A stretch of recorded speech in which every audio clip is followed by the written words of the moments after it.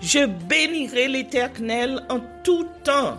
Ses louanges seront toujours dans ma bouche. Oh, j'aime qu'on ait un problème. Et puis qu'elle est content comme ça. Ah, m'pas caché, Dieu.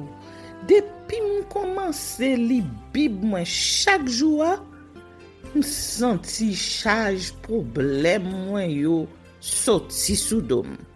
Oh, si c'est comme ça, moi pour aller couvrir acheter un Bible. Dégagez au marché. Mais en attendant, ou qu'attendez radio télévision d'espoir? Radio Vision d'Espoir. Oh, moi t'attendais une annonce comme ça, oui. Mais qui ça a te dit? Lecture de la Bible en un an. Une émission qui vous accompagne à la découverte des trésors cachés de la parole de Dieu sur Radio Télévision d'Espoir.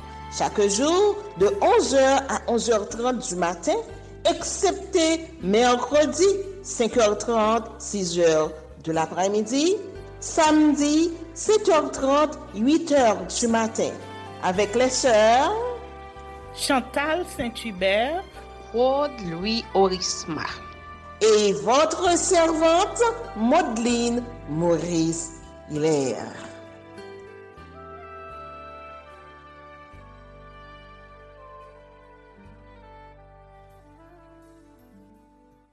Saint-Esprit de Dieu, fais-nous la grâce de jouir de ta présence durant cette lecture qui enseigne, convainc, corrige, instruit et qui sauve. Au nom de Jésus. Amen.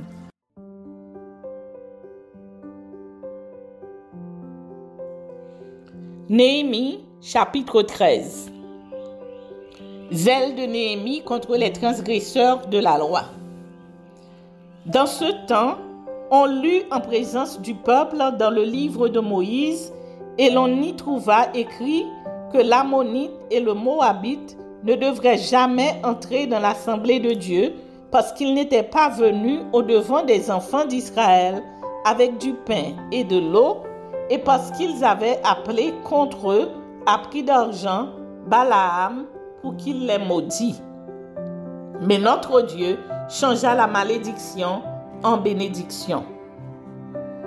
Lorsqu'on eut entendu la loi, on sépara d'Israël tous les étrangers. Avant cela, le sacrificateur Eliashib, établi dans les chambres de la maison de notre Dieu et parent de Tobija, avait disposé pour lui une grande chambre où l'on mettait auparavant les offrandes, l'encens, les ustensiles, la dîme du blé, du mou et de l'huile, ce qui était ordonné par les Lévites, les chantres et les portiers, et ce qui était prélevé pour les sacrificateurs. Je n'étais point à Jérusalem quand tout cela eut lieu, car j'étais retourné auprès du roi la 32e année d'Artaxerxès, roi de Babylone. À la fin de l'année, j'obtins du roi la permission de revenir à Jérusalem et je m'aperçus du mal qu'avait fait Eliashib en disposant une chambre pour Tobija dans les parvis de la maison de Dieu. J'en éprouvai un vif déplaisir et je jetai hors de la chambre tous les objets qui appartenaient à Tobija. J'ordonnai qu'on purifiât les chambres et j'y replaçai les ustensiles de la maison de Dieu, les offrandes et l'encens. J'appris aussi que les portions des Lévites n'avaient point été livrées et que les Lévites et les chantres chargés du service s'étaient enfuis chacun dans son territoire. Je fis des réprimandes aux magistrats et je dis: pourquoi la maison de Dieu a-t-elle été abandonnée? Et je rassemblai les Lévites et les chantres et je les remis à leur poste. Alors tout Juda apporta dans les magasins la dîme du blé, du mou et de l'huile. Je confiai la surveillance des magasins à Shelemia, le sacrificateur, à Sabdoc, le scribe, et à Pédaja, l'un des Lévites, et je leur adjoignis Hanan, fils de Zakur, fils de Matania, car ils avaient la réputation d'être fidèles. Ils furent chargés de faire les distributions à leurs frères. Souviens-toi de moi, ô mon Dieu, à cause de cela, et n'oublie pas mes actes de piété à l'égard de la maison de mon Dieu et des choses qui doivent être observées. À cette époque, je vis en Juda des hommes foulés au pressoir pendant le sabbat, rentrer des gerbes, chargés sur des ânes, même du vin, des raisins et des figues, et toutes sortes de choses, et les amener à Jérusalem le jour du sabbat. Et je leur donnai des avertissements le jour où ils vendaient leurs denrées. Il y avait aussi des Tyriens établis à Jérusalem qui apportaient du poisson et toutes sortes de marchandises et qui les vendaient aux fils de Juda le jour du sabbat et dans Jérusalem. Je fis des réprimandes aux grands de Juda et je leur dis: que signifie cette mauvaise action que vous faites en profanant le jour du sabbat? N'est-ce pas ainsi qu'ont agi vos pères? Et n'est-ce pas à cause de cela que notre Dieu a fait venir tous ces malheurs sur nous et sur cette ville? Et vous attirez de nouveau sa colère contre Israël en profanant le sabbat. Puis j'ordonnai qu'on fermât les portes de Jérusalem avant le sabbat, dès qu'elles seraient dans l'ombre, et qu'on ne les ouvrît qu'après le sabbat. Et je plaçai quelques-uns de mes serviteurs aux portes pour empêcher l'entrée des fardeaux le jour du sabbat. Alors, les marchands et les vendeurs de toutes sortes de choses passèrent une ou deux fois la nuit hors de Jérusalem. Je les avertis en leur disant: pourquoi passez-vous la nuit devant la muraille? Si vous le faites encore, je mettrai la main sur vous. Dès ce moment, ils ne vinrent plus pendant le sabbat. J'ordonnai aussi aux Lévites de se purifier et de venir garder les portes pour sanctifier le jour du sabbat. Souviens-toi de moi, ô mon Dieu, à cause de cela, et protège-moi selon ta grande miséricorde. À cette même époque, je vis des Juifs qui avaient pris des femmes asdodiennes, ammonites, moabites. La moitié de leurs fils parlaient l'asdodien et ne savaient pas parler le juif. Ils ne connaissaient que la langue de tel ou tel peuple. Je leur fis des réprimandes et je les maudis. J'en frappai quelques-uns, je leur arrachai les cheveux et je les fis jurer au nom de Dieu en disant: vous ne donnerez pas vos filles à leurs fils et vous ne prendrez leurs filles ni pour vos fils ni pour vous. N'est-ce pas en cela qu'a péché Salomon, roi d'Israël? Il n'y avait point de roi semblable à lui parmi la multitude des nations. Il était aimé de son Dieu et Dieu l'avait établi roi sur tout Israël. Néanmoins, les femmes étrangères l'entraînèrent aussi dans le péché. Faut-il donc apprendre à votre sujet que vous commettez un aussi grand crime et que vous péchez contre notre Dieu en prenant des femmes étrangères? Un des fils de Jojada, fils d'Eliashib, le souverain sacrificateur, était gendre de Sambala, le Horonite.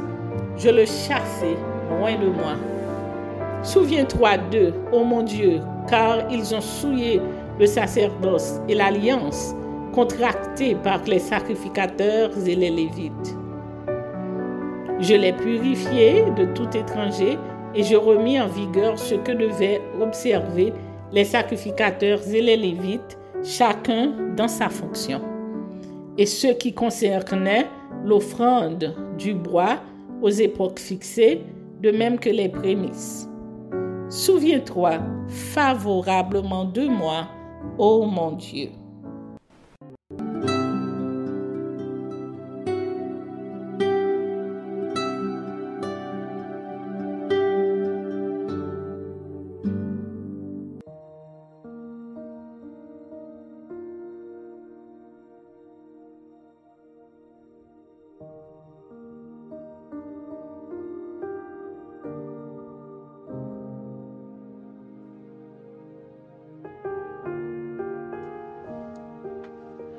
Ézéchiel chapitre 46. Ainsi parle le Seigneur l'Éternel, la porte du parvis intérieur du côté de l'Orient restera fermée les 6 jours ouvriers, mais elle sera ouverte le jour du sabbat. Elle sera aussi ouverte le jour de la nouvelle lune. Le prince entrera par le chemin du vestibule de la porte intérieure, extérieure, et se tiendra près des poteaux de la porte. Les sacrificateurs offriront son holocauste et ses sacrifices d'action de grâce. Il se prosternera sur le seuil de la porte, puis il sortira et la porte ne sera pas fermée avant le soir. Le peuple du pays se prosternera devant l'Éternel à l'entrée de cette porte, au jour de sabbat et aux nouvelles lunes. L'holocauste que le prince offrira à l'Éternel le jour du sabbat sera de 6 agneaux sans défaut et d'un bélier sans défaut, et son offrande d'un épha pour le bélier et de ce qu'il voudra pour les agneaux avec un hin d'huile par épha. Le jour de la nouvelle lune, il offrira un jeune taureau sans défaut, 6 agneaux et un bélier qui seront sans défaut. Et son offrande sera d'un épha pour le taureau, d'un épha pour le bélier et de ce qu'il voudra pour les agneaux avec un hin d'huile par épha. Lorsque le prince entrera, il entrera par le chemin du vestibule de la porte et il sortira par le même chemin. Mais lorsque le peuple du pays se présentera devant l'Éternel aux solennités, celui qui entrera par la porte septentrionale pour se prosterner sortira par la porte méridionale, et celui qui entrera par la porte méridionale sortira par la porte septentrionale. On ne devra pas s'en retourner par la porte par laquelle on sera entré, mais on sortira par celle qui lui est opposée. Le prince entrera parmi eux quand ils entreront, et sortira quand ils sortiront. Aux fêtes et aux solennités, l'offrande sera d'un épha pour le taureau, d'un épha pour le bélier, et de ce qu'il voudra pour les agneaux avec un hin d'huile par épha. Si le prince offre à l'Éternel un holocauste volontaire ou un sacrifice volontaire d'action de grâce, on lui ouvrira la porte qui est du côté de l'Orient, et il offrira son holocauste et son sacrifice d'action de grâce comme il doit le faire le jour du sabbat. Puis il sortira et l'on fermera la porte après qu'il sera sorti. Tu offriras chaque jour en holocauste à l'Éternel un agneau d'1 an, sans défaut. Tu l'offriras tous les matins. Tu y joindras pour offrande tous les matins un 6e d'épha et le tiers d'un hin d'huile pour pétrir la farine. C'est l'offrande à l'Éternel, une loi perpétuelle pour toujours. On offrira tous les matins l'agneau et l'offrande avec l'huile comme l'holocauste perpétuel. Ainsi parle le Seigneur l'Éternel. Si le prince fait à l'un de ses fils un don pris sur son héritage, ce don appartiendra à ses fils. ce sera leur propriété comme héritage. Mais s'il fait à l'un de ses serviteurs un don pris sur son héritage, ce don lui appartiendra jusqu'à l'année de la liberté, puis il retournera au prince. Ses fils seuls posséderont ce qu'il leur donnera de son héritage. Le prince ne prendra rien de l'héritage du peuple. Il ne le dépouillera pas de ses possessions. Ce qu'il donnera en héritage à ses fils, il le prendra sur ce qu'il possède, afin que nul parmi mon peuple ne soit éloigné de sa possession. Il me conduisit par l'entrée qui était à côté de la porte, dans les chambres enceintes destinées aux sacrificateurs vers le septentrion. Et voici, il y avait un lieu dans le fond du côté de l'Occident. Il me dit, c'est le lieu où les sacrificateurs feront cuire la chair des sacrifices de culpabilité et d'expiation, et où ils feront cuire les offrandes, pour éviter de les porter dans le parvis extérieur et de sanctifier le peuple. Il me conduisit ensuite par le parvis extérieur et me fit passer vers les 4 angles du parvis, et voici, il y avait une cour à chacun des angles du parvis. Aux quatre angles du parvis, il y avait des cours voûtées, longues de 40 coudées et larges de 30. Toutes les 4 avaient la même mesure dans les angles. Un mur les entourait toutes les 4, et des foyers étaient pratiqués au bas du mur tout autour. Il me dit, ce sont les cuisines où les serviteurs de la maison feront cuire la chair des sacrifices offerts par le peuple. Amen.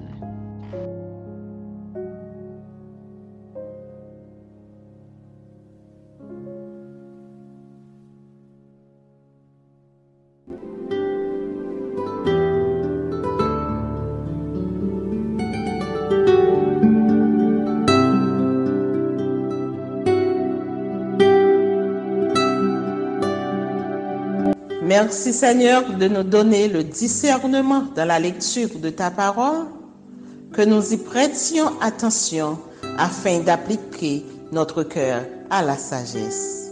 Amen. Que celui qui a des oreilles pour entendre, entende, et que celui qui lit fasse attention.